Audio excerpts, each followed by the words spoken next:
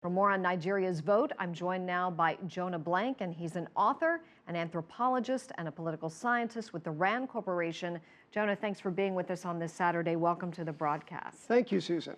Tell us, how do you feel that this latest round of violence is going to affect the election? I think it was to be expected.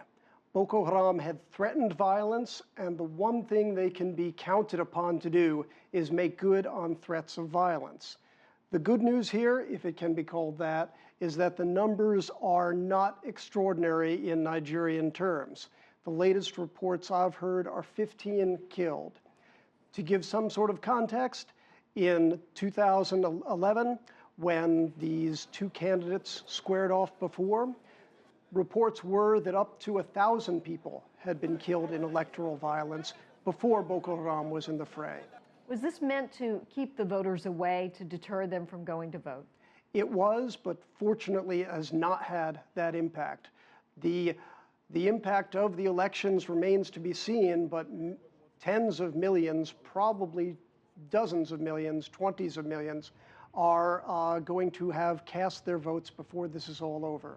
What do you make of the claims by Goodluck Jonathan most recently and the timing of it? It seems suspect at best that he's made significant inroads against Boko Haram. Well, I think that most Nigerians will take that with a very large grain of salt.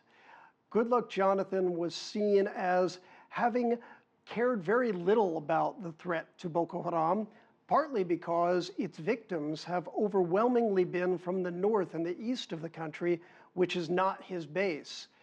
One very telling fact, in April of last year, when the tragedy of 276 schoolgirls were taken by Boko Haram, Goodluck Jonathan, just 2 days earlier, had staged a lavish wedding for his daughter and gave out solid gold-plated iPhones to the guests.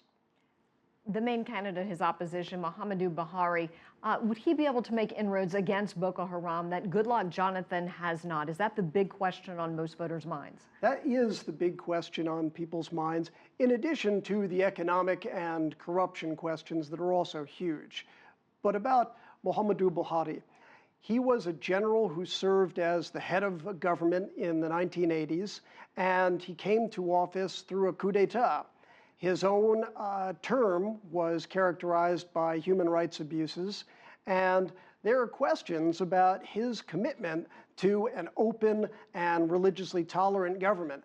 So some people see him as just what the doctor ordered. Others say not so quick fast. 5 seconds or less, what is going to be the deciding factor in this election? Whether Goodluck Jonathan allows it to be a clean vote. All righty. Thank you so much. Jonah Blank, we appreciate it, from the RAND Corporation.